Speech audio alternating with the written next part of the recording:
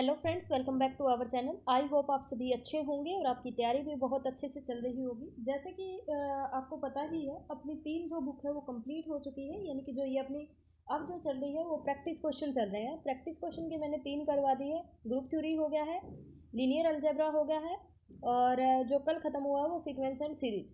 आज हमें करना है आज करेंगे हम uniform convergence and power series. Uniform convergence and power series, इसका भी थ्योरी पोर्शन मैंने करवा रखा है यूट्यूब पे, आप प्लेलिस्ट चेक करिए।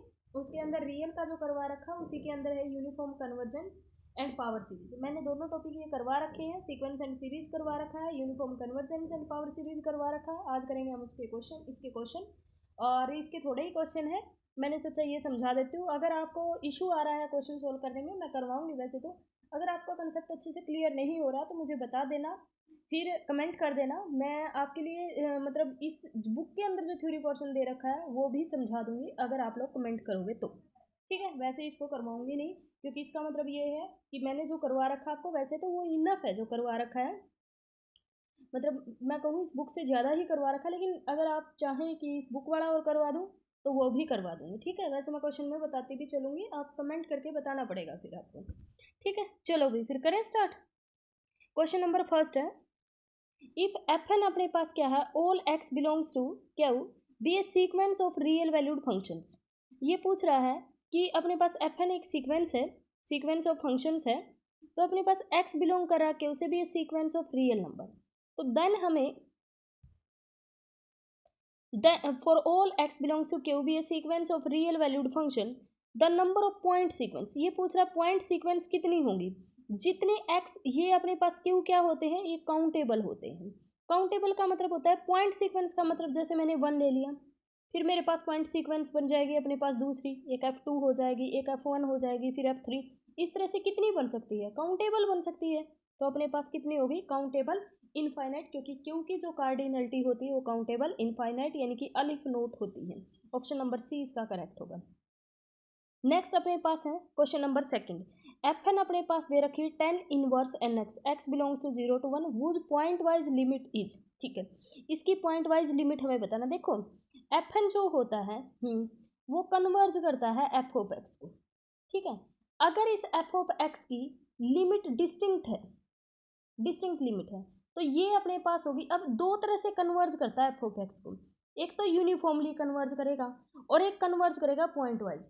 पॉइंट वाइज का मतलब ये है कि लिमिट निकालो आप n टेंस टू इन्फिनिटी, वो कुछ भी फाइनाइट वैल्यू आनी चाहिए, बस वो कुछ भी आ सकती है, that is the point wise. Point wise जैसे हम ये नहीं कहते सीक्वेंस की एक होता है लिमिट पॉइंट, एक होती है limit of the sequence. Limit point कितने भी हो सकते हैं, लिमिट सीक्वेंस की एक होती है। यूनिफॉर्म कन्वर्जेंस में पॉइंट वाइज में ये होता है कि उसके कितने भी पॉइंट हो सकते हैं लेकिन फाइनाइट होगी, मतलब जो वैल्यू होगी वो फाइनाइट होगी। ठीक है, हो सकते हैं कितने भी, तो वो तो होता है पॉइंट वाइज कन्वर्जेंस।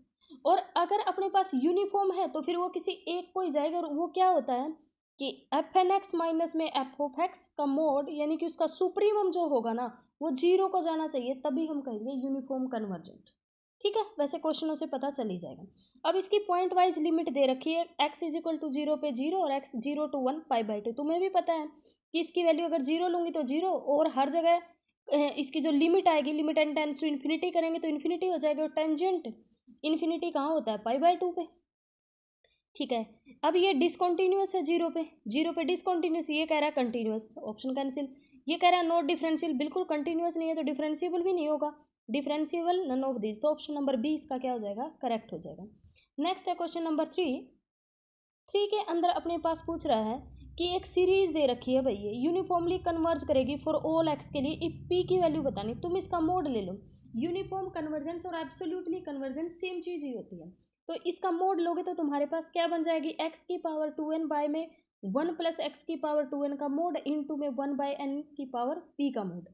तो यहाँ पे ये जो वैल्यू है, ऊपर x की पावर 2n है, नीचे 1 प्लस एक्स की पावर 2n है, तो ये लेस देन 1 होगी, ये वैल्यू लेस देन 1 होगी, तो 1 बाय एन की पावर p से लेस हो जाएगी।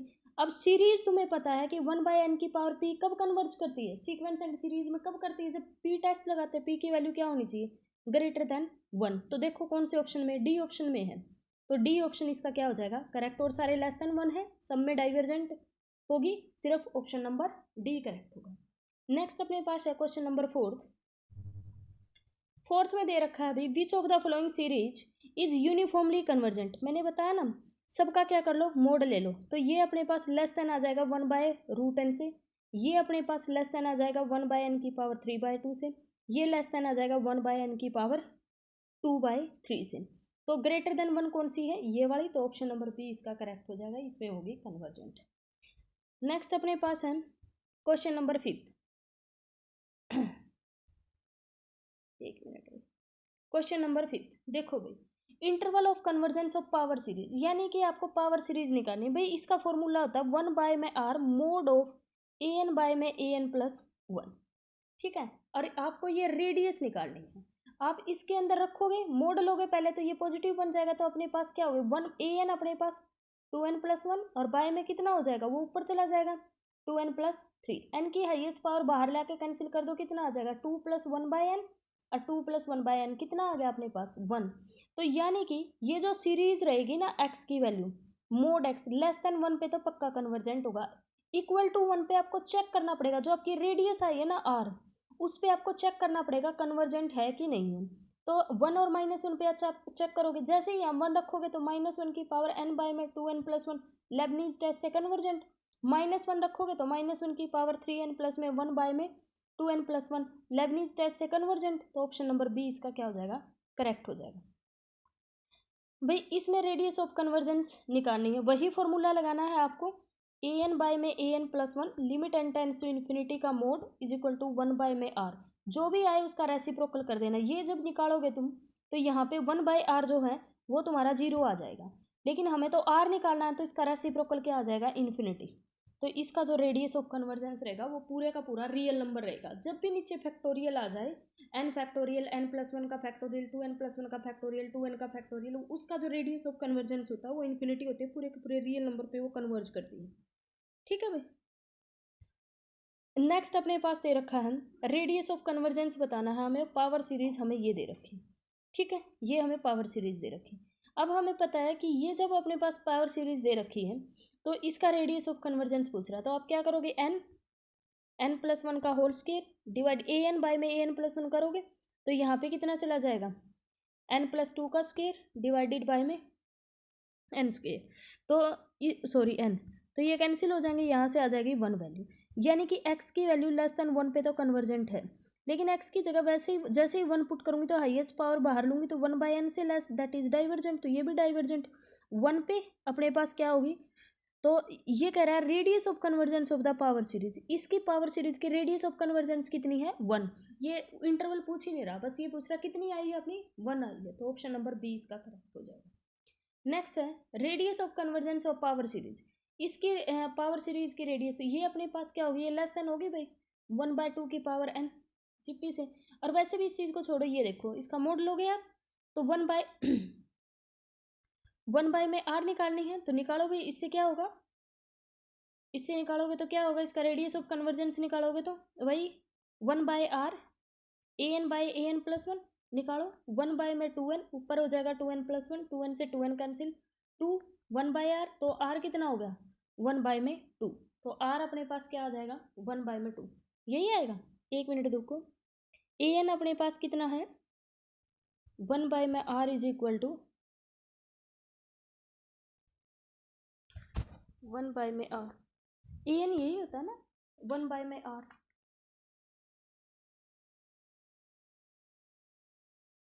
सॉरी मैंने ही गलत बता दिया, क्योंकि भैया तो 1 आ रहा था इसलिए दिक्कत नहीं हुई। 1 बाय में r जो होता है वो इक्वल होता है an+1 बाय में an।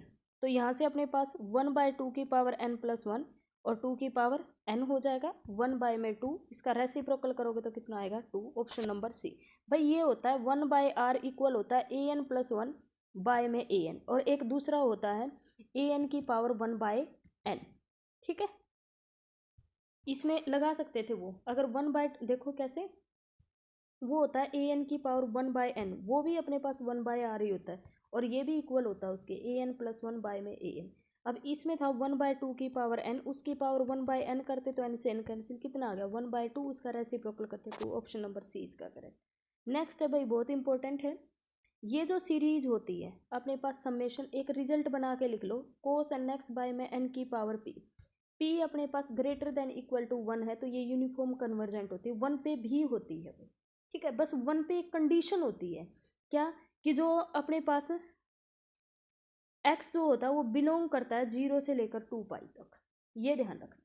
इसके पीरियड में ही ये यूनिफॉर्म कन्वर्जेंट होगी, जो इसका cos x का sin x का जो पीरियड होता है उसी के अंदर ये कन्वर्जेंट होगी, अदरवाइज ये कन्वर्जेंट नहीं होगी। p ग्रेटर देन 1 पे हमेशा कन्वर्जेंट होगी। p इक्वलिटी पे क्या होता है, x जो होता है उसके पीरियड में ही 0 to 2 पाई होता है ना उसका पीरियड, तो 0 to 2 पाई में ही उसके बाद तो दोबारा वही सर्कल आने लग जाता है। यानी कि जो साइन का है जो कोस का है उसमें क्या होता है, देखो यहाँ तक ये आएगा, फिर देखो सेम फंक्शन आना स्टार्ट होगा, जो यहाँ से यहाँ तक था फिर देखो सेम फंक्शन आना स्टार्ट हो गया, यही आ गया ना और फिर यही आ गया, तो 0 to 2 पाई। सिमिलरली -π/2 to π/2 भी कर सकते हैं।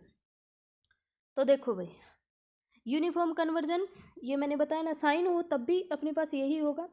अब आपको ये देखना है कौन सा इंटरवल, क्या ये इंटरवल हो सकता है 10 2 पाई माइनस में, ये नेगेटिव में चला जाएगा, इसमें अपने पास नहीं होगा, ये हो सकता है नहीं हो सकता, तो ओनली ऑप्शन अपने पास ये इसमें आएगा।